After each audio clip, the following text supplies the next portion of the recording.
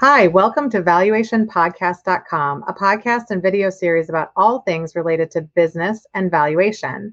My name is Melissa Gragg, and I'm a business valuation expert in St. Louis, Missouri. I have the privilege of interviewing Greg Caruso today, who is a business broker in Maryland, New Jersey, and New York, and he knows how to sell a business. He also helps business owners with financial planning and has recently written a book called The Art of Business Valuation, and it will be published by Wiley & Sons. Welcome, Greg. How are you? I am great today. How about yourself? Good. Good. Well, I think this is awesome. So you wrote a book, but tell us, what got you interested in this? Why did you write the book, The Art of Business Valuation? Sure. Well, I'll show you the product. Oh, Here, looks look, amazing. see, it's a real book. Yeah, they actually sent me a copy as the author. It was kind. I wrote the book because I do an awful lot of business valuations, as you know, along with the brokerage.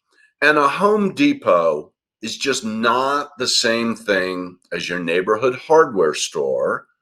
Yet many valuators treat it the same way. It's almost like if you were valuing a house. I'm going to start with a downtown office building and tell you how it's different than your suburban home and use the office building to value your home. There are better ways to do it. And other valuators and other people involved in the process have provided guideposts and milestones and worked on this, but no one has really pulled it all together in a book just about valuing these smaller, some people call them micro, some people call them small businesses. I kind of look at them as businesses with under $10 million of revenues typically. And no one really has pulled it together. So I took it upon myself, and now we have the book. Yeah, because a lot of valuation people are focused on public companies or really significantly larger companies than when sometimes that we see.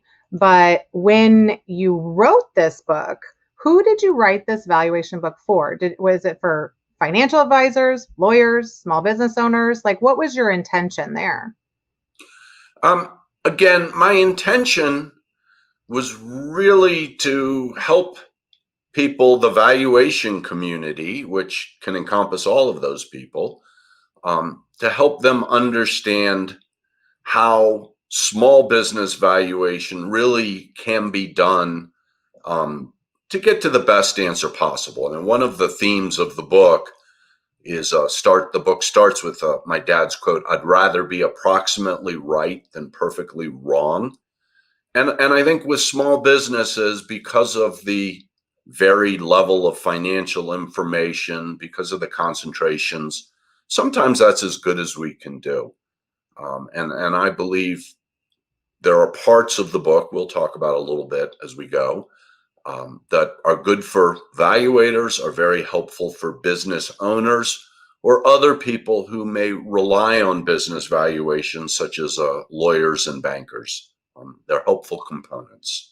So it's technical enough to be for actually valuation professionals, but there could be pieces if somebody doesn't quite understand just the valuation process, it could also be for them. Yes, there are portions that get highly technical. While this is a book about small business valuation, we're not brushing over the top with a rule of thumb. We're getting down into the weeds.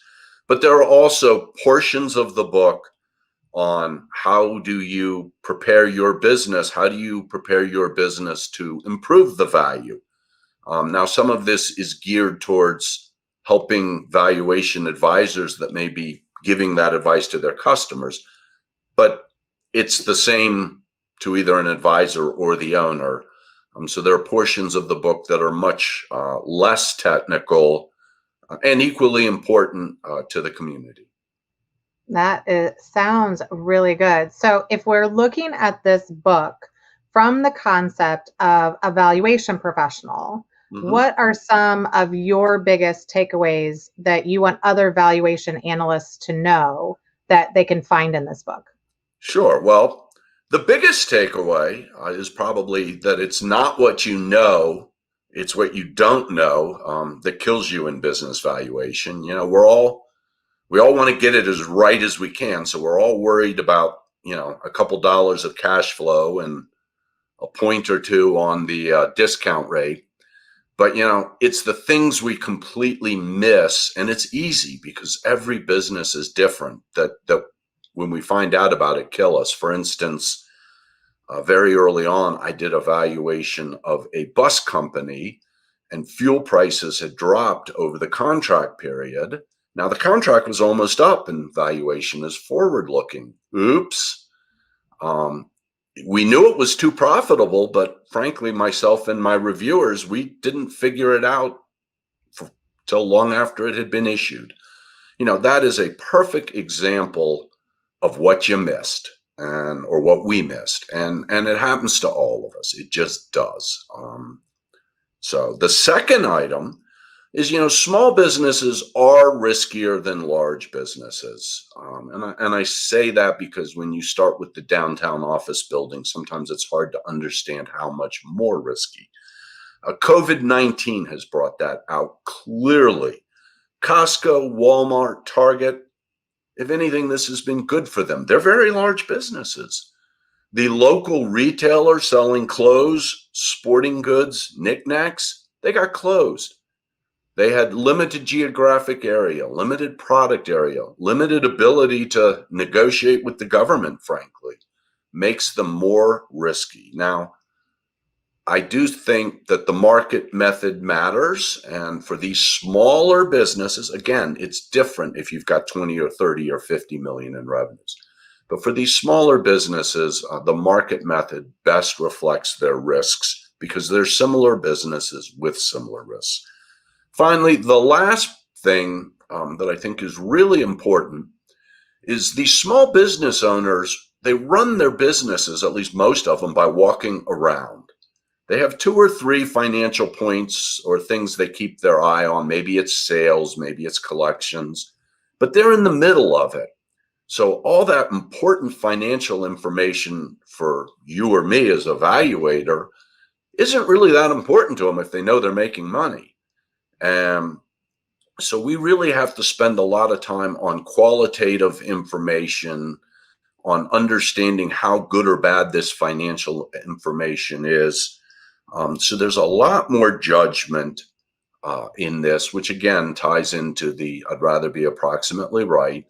And, one of my main points is you've got to keep working with this until every step of the valuation can pass the question of, does this make sense?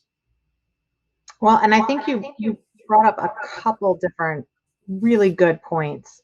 And one is that sometimes it's not even the valuation person isn't getting the right information from the business owner. The business owner may not understand how important certain information is to the value.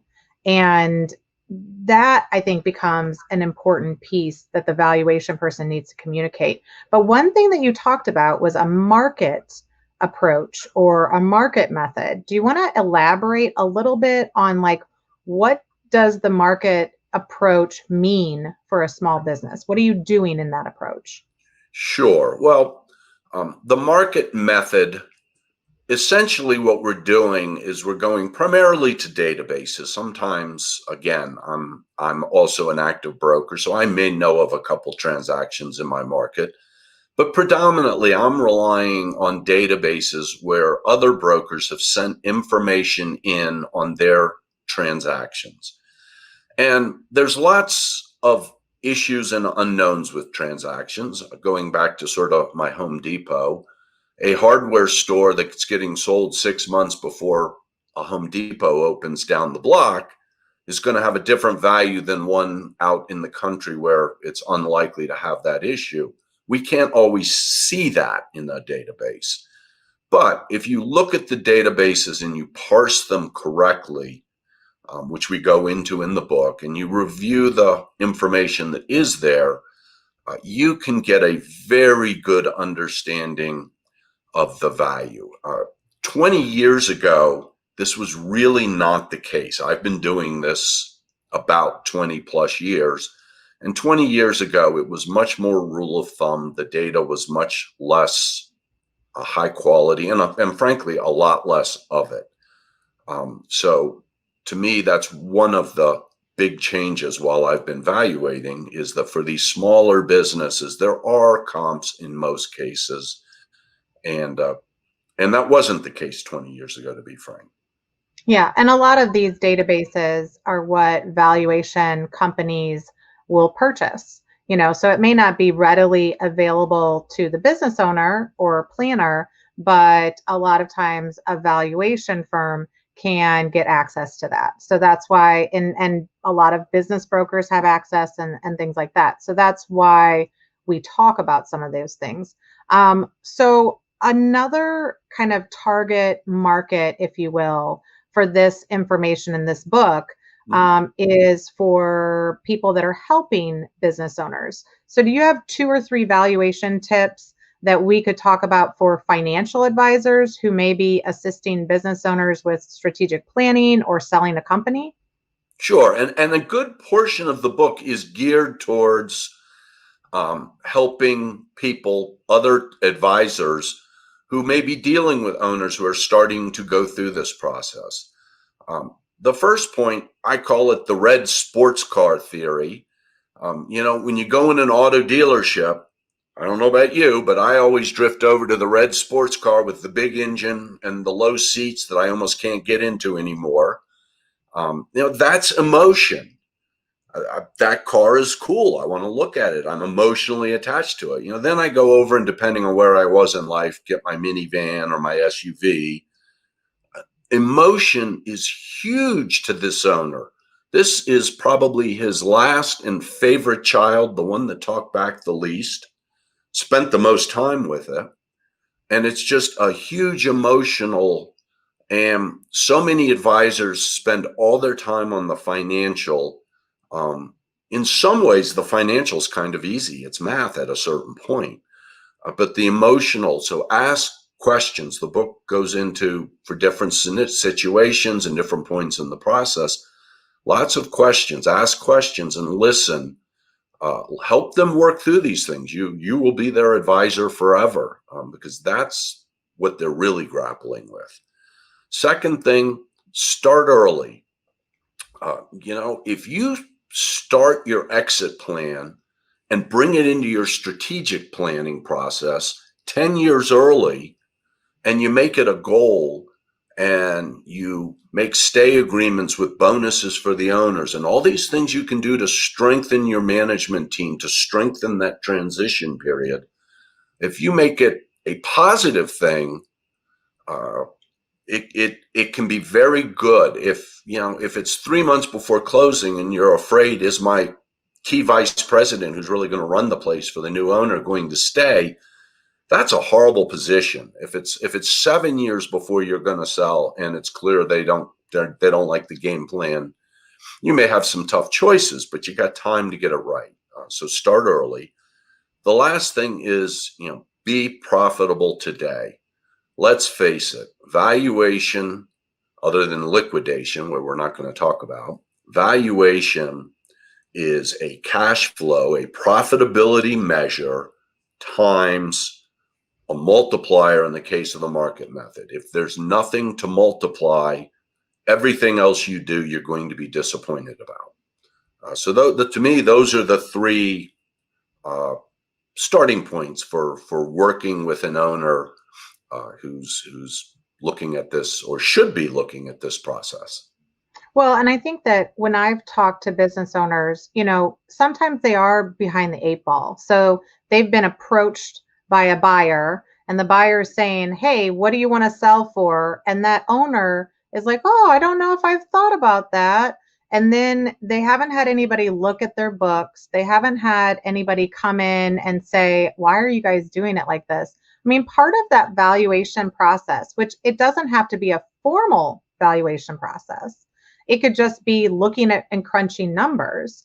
But part of that process is having a third party come in and look at your books like a buyer would. And I think that that's the important for the timing perspective is if you have more time to do that, you can fix what maybe isn't working. And then the buyer would not have to look at that, it's like the little dirt in the corner, like clean it up, get rid of it, and have something that's more presentable. Can't say it better. So I think an interesting thing that people don't always understand is that as we've both been doing this for quite a long time, a lot of the time, I will have a business owner that thinks that their business is worth far more than the business valuation, unless they're getting divorced, and then it's worth nothing.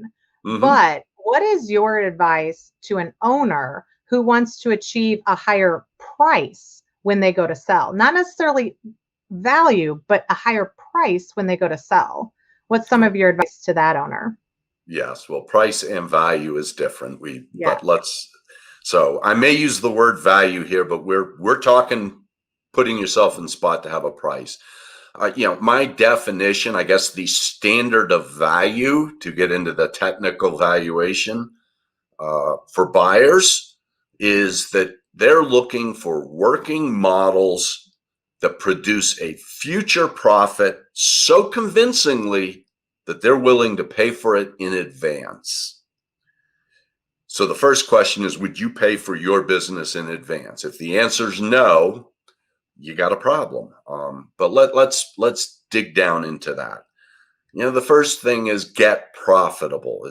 If you're not profitable, there's nothing to talk about. I already discussed that. If you want an unreasonably high sales price, you have to be unreasonable about your profits. You have to get tight on expenses.